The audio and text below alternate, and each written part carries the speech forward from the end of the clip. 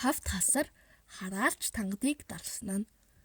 Эрт цагт Чингис хаан тангадыг дайлахаар явж байтал замд нэг уйл шувуу бархирчгэн.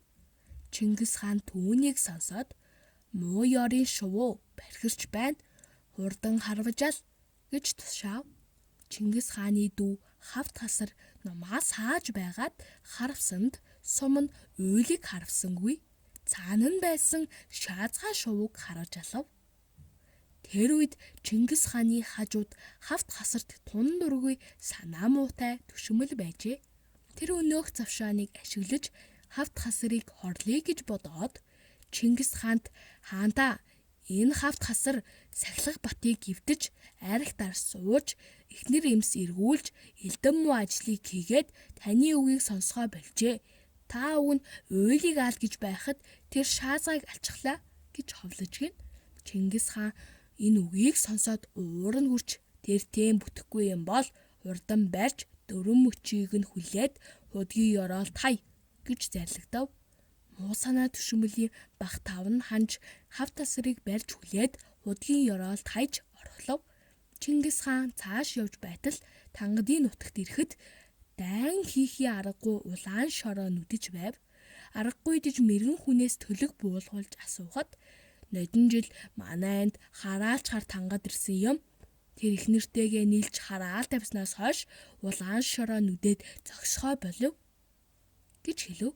Чингис хаан түүнийг сонсоод хараалч тангадыг их нэртэй нь хамт ал гэж тушаав.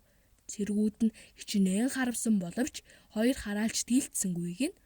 Эцэст нь дахин нэг мэрэгнээс асуухад мэрэгэн хүн "Таны цэргүүд энэ хоёр шулмыг дийлэхгүй юм байна. Харин нэг л хүн дийлнэ. Тэр хүн одоо муу хүнд хорлогдно. 70 харин нэг худаг дотор хүлээдээ хэвтэж байна" гэж хэлжээ.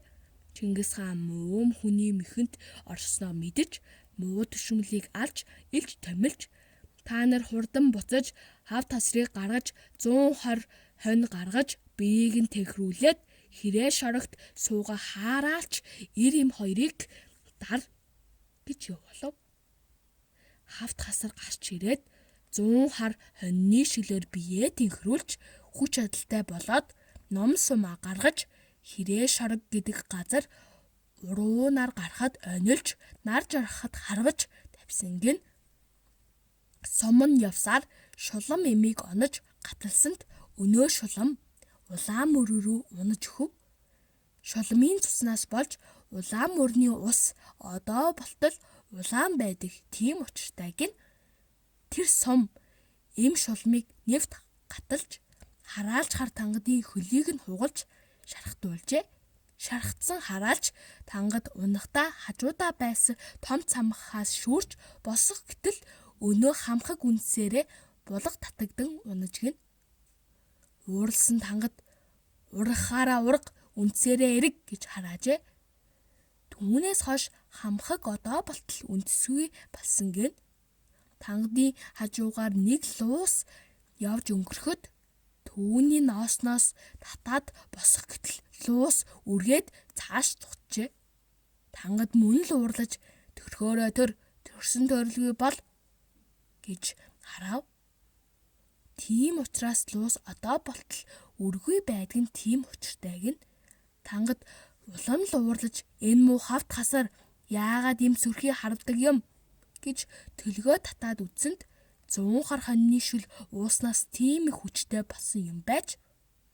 Тэгээд л хараалч тангад "Муусай хар хоньнуудын өсгөөрөө өс, нэг сүрэгт 100 битгий хүр" гэж хараагаад өгчээ. Тийм учраас нэг айлны хотонд хар хонь цөөхөн болсон гин.